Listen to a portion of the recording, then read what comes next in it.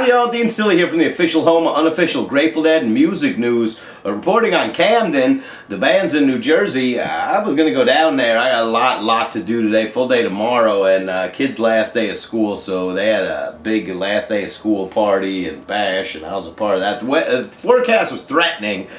At first I really didn't want to take the chance, and then just like the second night of Chicago, it totally cleared up. So happy for everybody who was there that the weather broke, and you know, that happens a lot there in Grateful Dead land. It happens a lot in summer, I guess. I was there the second night last year when we got sent home early. That show was getting ready to be something special. They were killing it before the thing got called.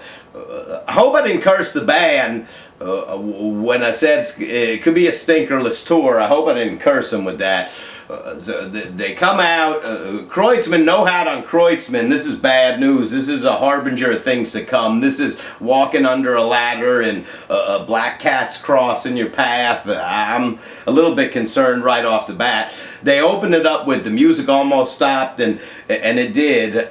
Really, that one plodded along, you know, at the pace that my grandma walks at, and grandma died years ago. So dancing's next. I was happy to see him play that again on paper. That looks great. Wow, music, dancing, that's wonderful. I'm not sure dancing ever had a whole lot of pop or power to it, but it was fun. Everybody there in Camden was having a good time. Slow Jimmy's up next.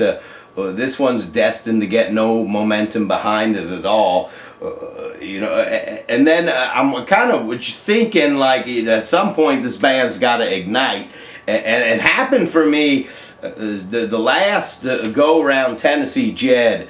It seemed like something just clicked and they all kind of just ignited and killed the end of that Tennessee Jed. Was really good.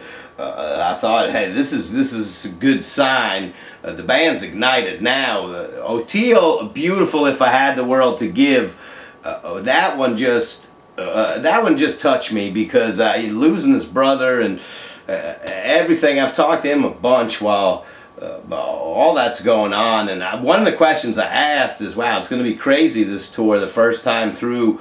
You know, if I had the world to give, and comes a time, and boy, those are some emotional moments. And I guess being that he's my pal, I'm probably always going to lean towards a nod to him on that. But that one, I was crying my ass off on that one. That one I really felt. And like I said, that could have something to do with the relationship there. But I thought that was beautiful. Brown Eyed Women's up next. And nothing wrong with that. And then, listen, I talked about if Weir was in a hotel singing Dear Prudence, I would just walk right past, maybe wave from a distance, but yeah, I wouldn't sit and listen. I'll tell you what, if Weir was in a hotel lobby, I was checking in, he was sitting over there on the couch by himself, playing Lost Sailor, I'd be a listening motherfucker then. I would. That's my favorite right there on Weir. The Sailor was fantastic. Mayer was masterful throughout that. I thought that was really well done. And it kind of like, you know, I was anticipating just a furious Saint of Circumstance to follow. And it doesn't seem like the power and energy that was kind of all there contained in that Sailor was ever really let go into that Saint. It was okay, but it seemed to be lacking in the energy and the kind of burst that you typically get from that tune. So anyway, that's how they ended it. The Saint kind of, there's parts that was just totally fell apart. It looked like something maybe was wonky on the stage. Maybe they had some sound issues or problems, or something went bad on the stage. I don't know. It seemed like it might have been a hard time.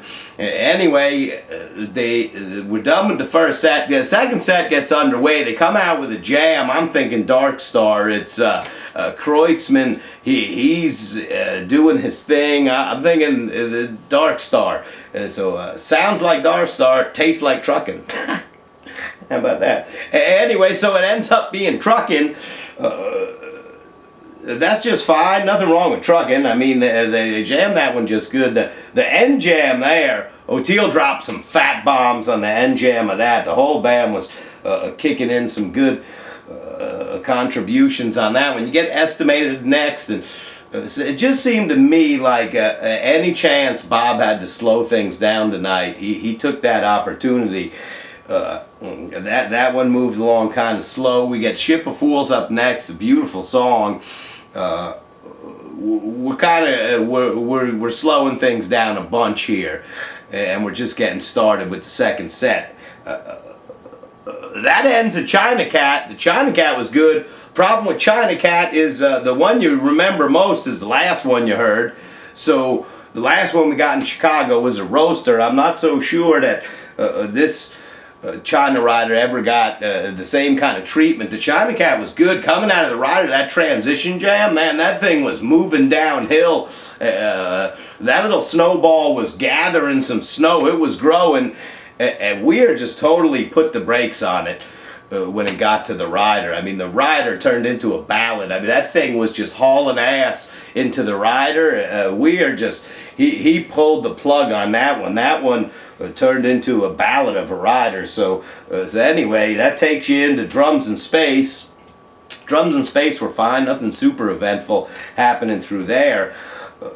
Throwing Stones Out of Space, I'm sure a lot of you got hard nipples for that one, so I thought it was okay. White Peter from Throwing Stones. Door and White Peter, they show a guy up front on the rail, he's got earplugs in. And I don't blame him. I don't blame him at all. So anyway, White Peter, that one goes on. The harmonies, for anybody that's not tone deaf, they're terrible. They were just as bad this time as they always are.